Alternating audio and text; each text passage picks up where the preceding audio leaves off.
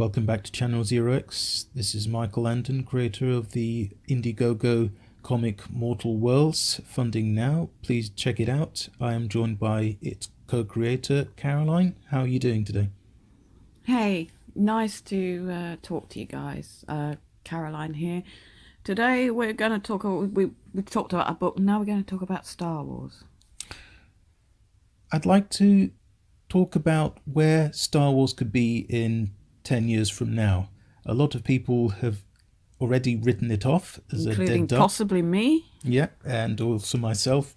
But I still can't help thinking that if there was some way to save it from where it has ended up currently, what is the best case scenario and possibly maybe even the worst for where it could end up in 10 years if it is still surviving. Can I just say one place it can't end up? Because this is my biggest bugbear with the new trilogy. We went from, I don't know, you remember that scene with Yoda? How would we quantify the Force in scientific terms? A field of infinite potential that's influenced by imagination and thought. And Yoda says, it surrounds us and binds us. And now we've come to the Force is female. I mean, I'm scrolling through the thesaurus in my head to find a word that isn't obscene. All I can really come up with is ridiculous, stupid, and probably insane. Well, to be fair, the Force is female, I think, was coined and revealed to the public as a sort of a joke motto, perhaps to be taken more seriously by those who were more impressionable.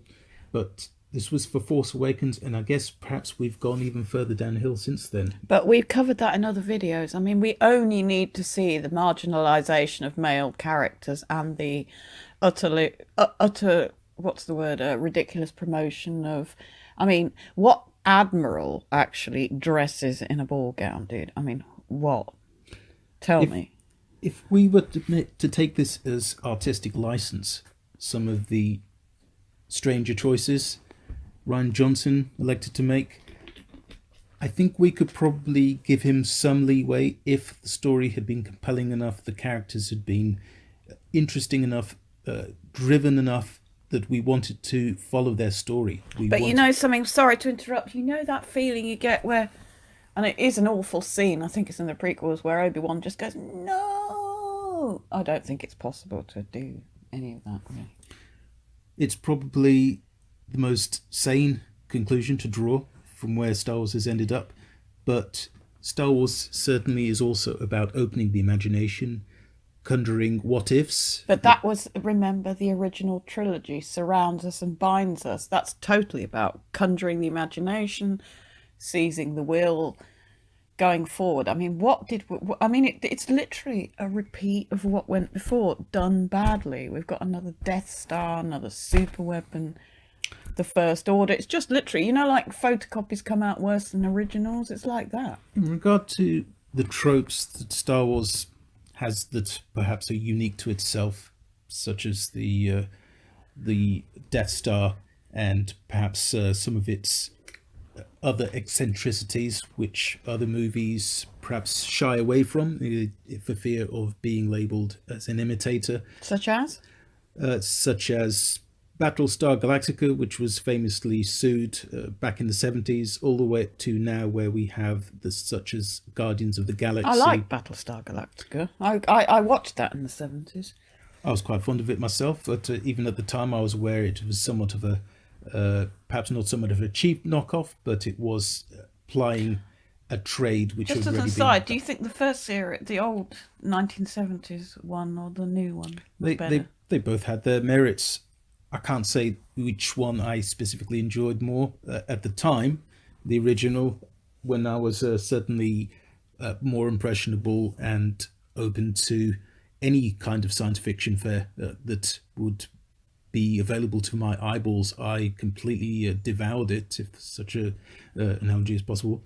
But now, looking back at how the remake of Battlestar Galactica ended up, there was so much potential there. It did fizzle out a little bit at the end, but isn't it interesting that now we have so much science fiction available to us. It's become just so mainstream. If we include the Marvel universe, all these other indie movies, the choice seems You mean the almost Marvel film universe? certainly the Marvel film Yeah, obviously universe we as have to opposed to certain distinguish other between the types of two. medium. But we have perhaps a lot to be thankful for, perhaps a lot to roll our eyes at in terms of certain things treading water now, perhaps, or things reaching their Do you know, I conclusion. once saw I saw if a play by Shakespeare, King Lear, and it just reminded me of this awful scene where they took Lear, the thing about Lear's ego and losing his eyes. They literally bounced two ping pong balls across the stage, and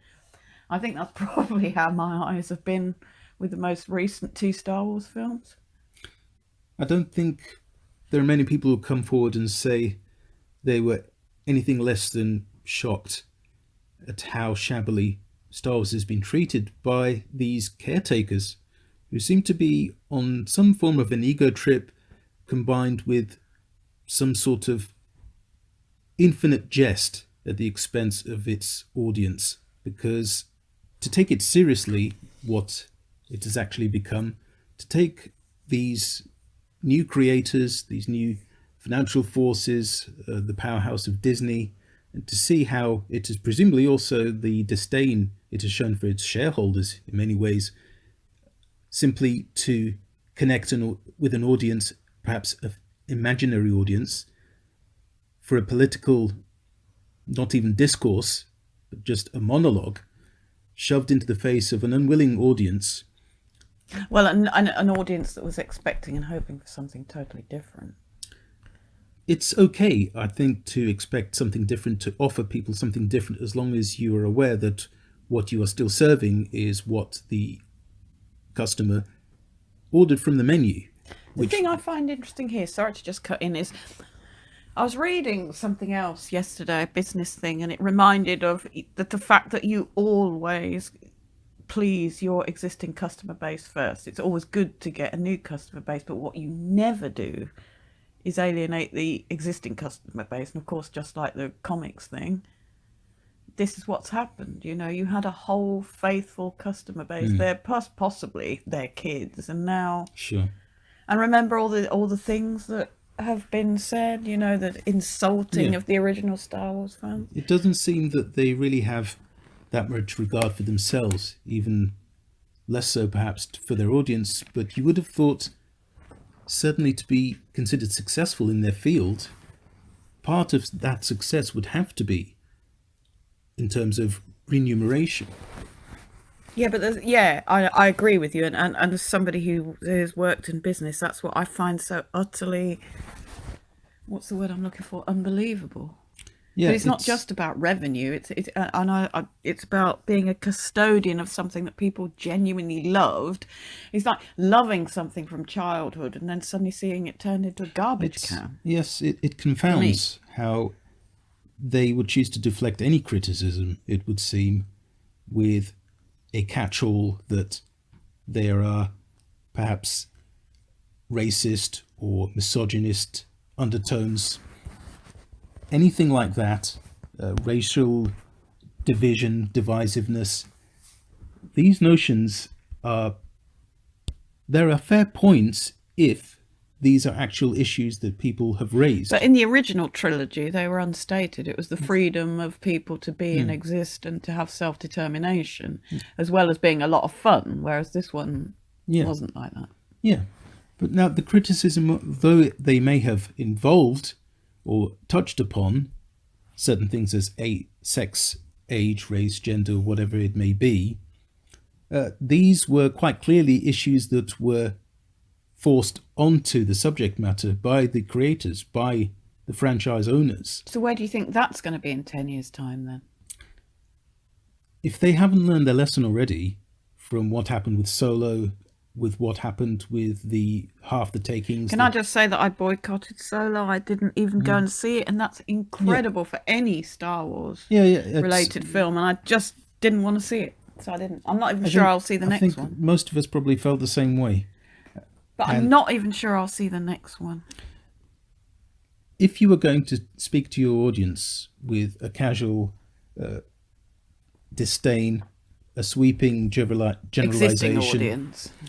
Yeah. about their intentions and motives, you are probably not going to find yourself left with much of a residual audience. You may consider that the rest of the audience are the mainstream, and that is where your success So lies. maybe we'll have, it's moribund. There'll be, literally be, as I honestly think, probably no audience in 10 years' time. But in 10 years' But then I time, thought that after the prequels, of course, and still sure, hoped stupidly. So but in 10 years' time, I'm still hopeful that Star Wars will come under the tutelage of somebody or some people who do cherish it like the way its true audience cherishes it. But just to play devil's advocate, how likely is that? I mean, George Lucas is 72. We're one generation. The next generation got something totally different.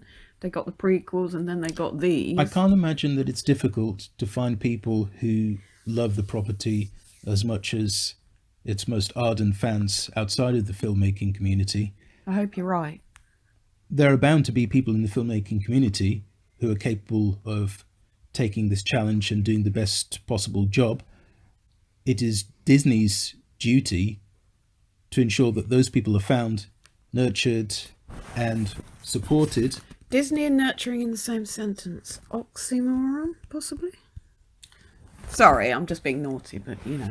Of course, there's no reason to give Disney the benefit of the doubt now that we have seen what their seemingly best intentions generate. Division among pretty much once united community. Now there seems to be perhaps a fifth column the mainstream media would regard, who are trying to almost claim the property away from Disney for themselves in some, if a moral victory, if not an actual legal victory. The anti-SJW so-called brigade. Oh, yeah. But regardless of what they are called, they are numerous enough, it would seem, to cause sizable damage to Disney's takings, to Lucasfilm's takings, with its new wave. Which I find incredible. I mean, I find it utterly incredible that these films have not only not performed to expectation, but massively underperformed, particularly Last Jedi. I find it incredible that those people haven't just been literally swept out and they say, look, what are we going to do with this? Are we going to do anything with it? It's actually pretty funny because even as yourself, once such an avid Star Wars supporter, just like me, So long ago. But it's interesting to me that now we are pretty much even unwilling to have a discussion about where it could be in a good way. Because I guess we don't want to envisage it not being there. We don't want to envisage it, but of course, as it is being left as it is now from what we remember. But with the originals.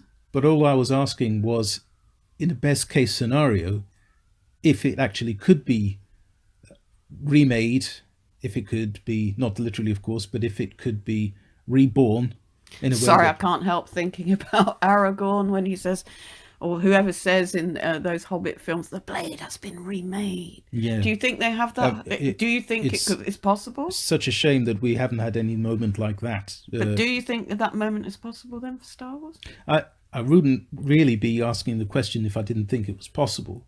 Whether it's likely is a different matter. But I like to roam around, perhaps in my imagination, about what could be, about the things I still love most dear, even if it was in its previous incarnation. I would love to know what the listeners would also like to see of Star Wars in the future, perhaps in the far future, and please feed this back to us, because it would be quite fascinating to, hopefully the both of us, certainly to me. Yeah, it would be, because this is we're kind of just getting used. We've literally just started this channel. We're talking obviously about our Indiegogo campaign, Mortal Worlds, but also already talking about other stuff that we're interested in. And Star Wars is something that we both held dear, and I guess feel, as I say, from wonderful memory to garbage can, in my sense. Mike is a born diplomat and has said that far more diplomatically than I have. But anyway, let us know what you think. If you like what you hear, please hit the subscribe button. Check out our campaign, Mortal Worlds. Take care, have a nice evening, and we'll see you soon. Catch you soon. Thanks. Take care. Bye.